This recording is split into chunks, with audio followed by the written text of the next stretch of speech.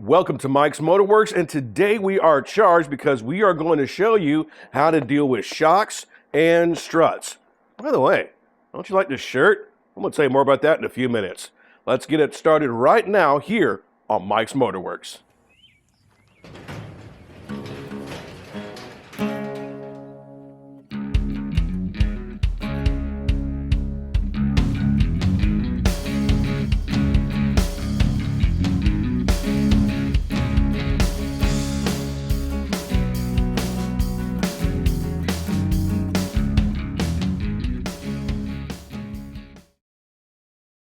This is your classic strut, also from McPherson Strut. Now, I want you to know that everything I show you today applies to most passenger vehicles. There'll be some subtle differences, but this applies to most passenger vehicles that are made today. Alrighty. So what we have here is we have our spring assembly on a plate and a plate up here. I know it's hard to see up there, but it is what it is, right? Now, to take this thing out, it's actually really easy, but there's some things you don't want to do and mess up. All right. So there are actually 4 nuts up here, all right? Way up here, 4 nuts. Okay. And the nuts are 1, 2, and 3. Now there's also a top nut. Oh, look, spotlights. Thanks, Johnny. All right. So there's none up here. This is the one you don't want to mess with right away, all right? So if you're doing this at home, 1, 2, and 3, leave it alone. Then on the bottom, all right, all the way at the bottom here, and you can't really see it because that this plate is in the way, there is just a through bolt with a nut, all right? If you know how to do it by yourself, all right, it's over there. It's right there, really easy to get. Here, I'll even move the camera. Shoink. And still can't see it, but it is what it is. You'll see it right where my finger's at, all right? That's a simple through bolt, really easy to get off there. So let's get it off.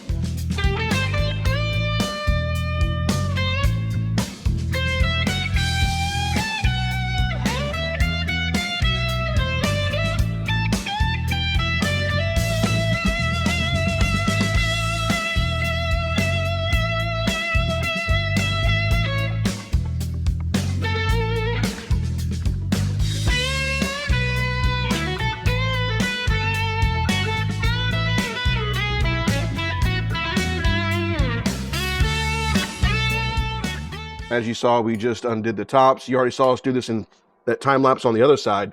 However, what we did not mention was you need to get the stuff out of the way first for anything you need to move. In this case, for this particular ride, that was the sway bar that really stood in our way, and of course our brake lines to get the thing out from the housing itself. Now, something I did not mention is sometimes if you're working on a vehicle, this assembly might actually be through the body of the car.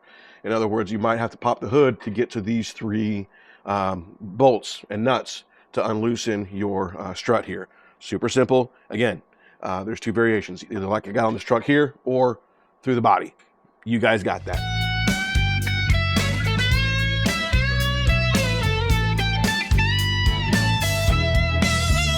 Undoing your shocks for the rear is super simple. You got 1 bolt and nut holding the bottom of the shock, and 1 through the top, which is held on by a nut and a stud. Now, this stud will spin on you when trying to take off that nut, and in some cases, special needs are required in order to get that thing out. If you can't hold on to the stud, spin the nut. You might need to go through more drastic measures, as you'll see John doing here in just a moment.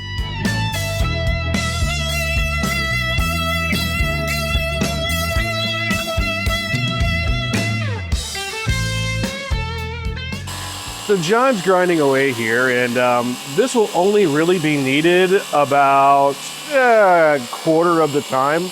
In reality, most of the time, unless you're up north where everything is seized out, you would just simply take that lock washer off the top. However, in this case, where we can't get it on or it's seized, you will have to grind that bad boy off. And remember, you're not replacing with that top because you got the hardware kit that came with your shocks. So we're going to finish grinding this thing off, get it down, and that's the rears taken care of. If you haven't heard yet, Mike's Motorwear just went live on Etsy, and it's a great place to find the gear that fuels your soul. There are several different concepts available right now and several different designs, but the latest in the collection is Fuel in My Blood, Fire in My Soul. this shirt right here. It's available in different colors and different sizes. So make sure you check it out. And of course, we have multiple different designs dropping regularly. Like this shirt right here. Work hard, play harder.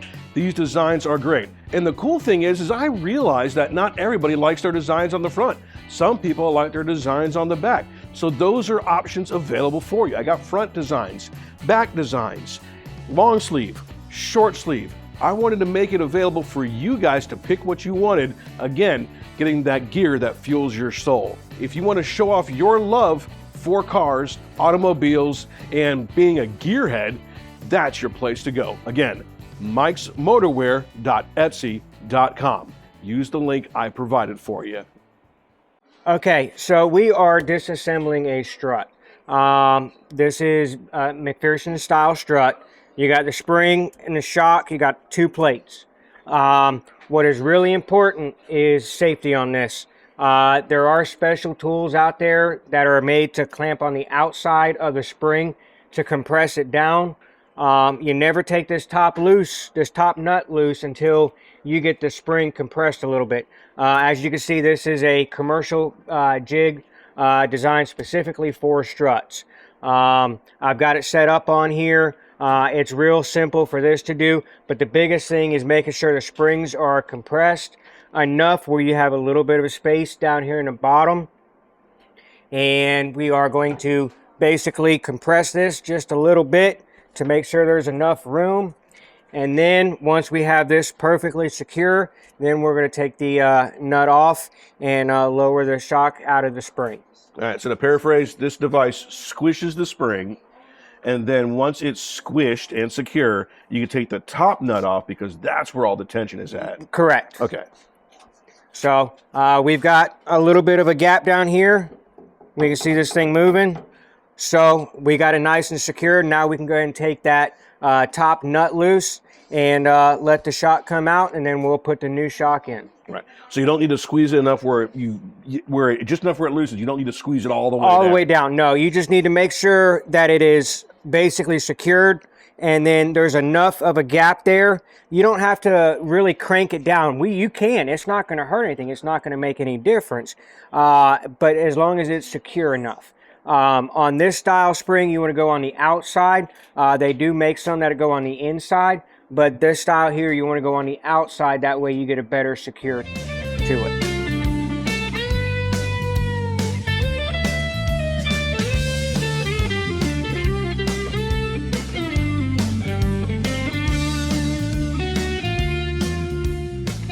And that's that. This is what they classify as a unloaded strut.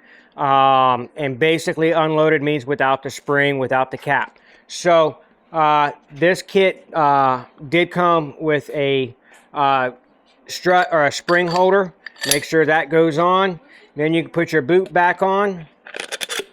And this did come with a little fiber washer just to help keep everything seated. So now we can put this back in. The other very important thing is new bushings.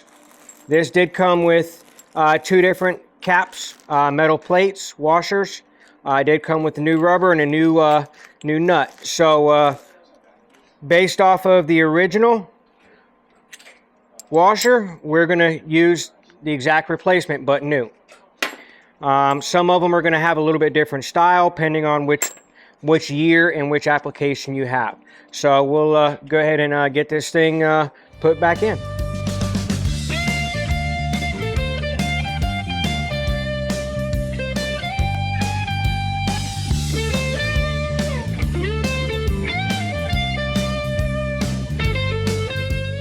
We got the nut secure.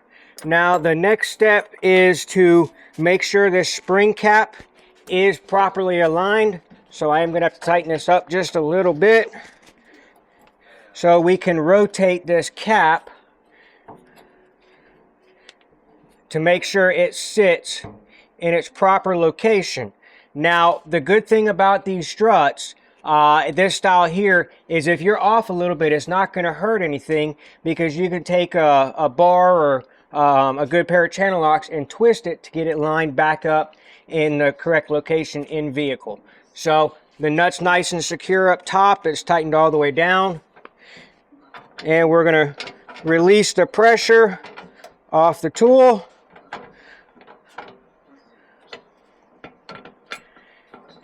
Pressure is released. Now, how flat does this need to be right there? So, because this strut actually has a stop for the threads, you just take it down to the threads till it stops. Okay.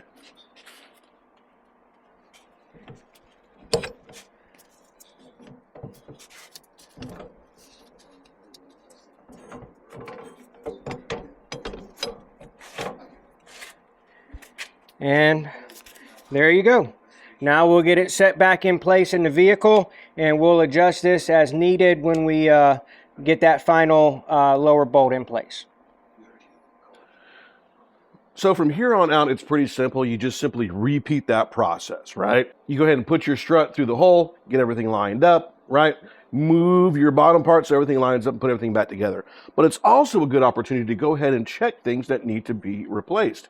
Like this guy right here. This is my sway bar, and the bushings were completely thrashed on that. So it's definitely a good time to replace that, and it should help with a lot of that noise that we're hearing. And we're also using this time to inspect anything else that might be going out. In this case, my upper ball joint is in fantastic shape, so we aren't worried about that. And we're also using this to check our brakes, rotors, and other things that might need to be inspected to make sure that we're still good for long-term use, because we don't want to be back under here doing something again in another 3,000, 5,000, 10,000 miles. We want to make sure we're good to make sure that we are reliable.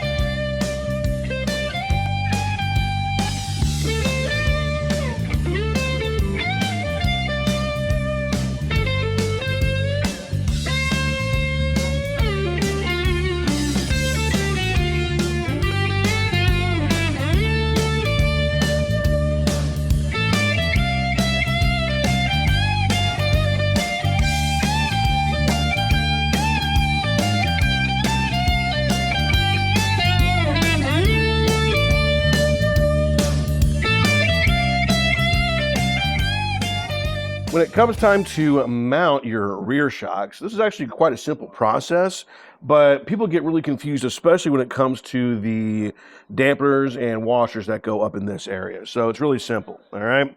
Here, we have your lower assembly, all right? Basically, you got your Oreo, okay? You got your washers, you got your damper, and of course, you got your other washer. That'll go straight on here between the mount. Now, on the top side, we decided to use and reuse our top mount plate that came from the OE, or the original equipment manufacturer, and this will go on top thusly. All right, so you just simply get that through the thread, and we'll put our mounting nut right there. Super simple.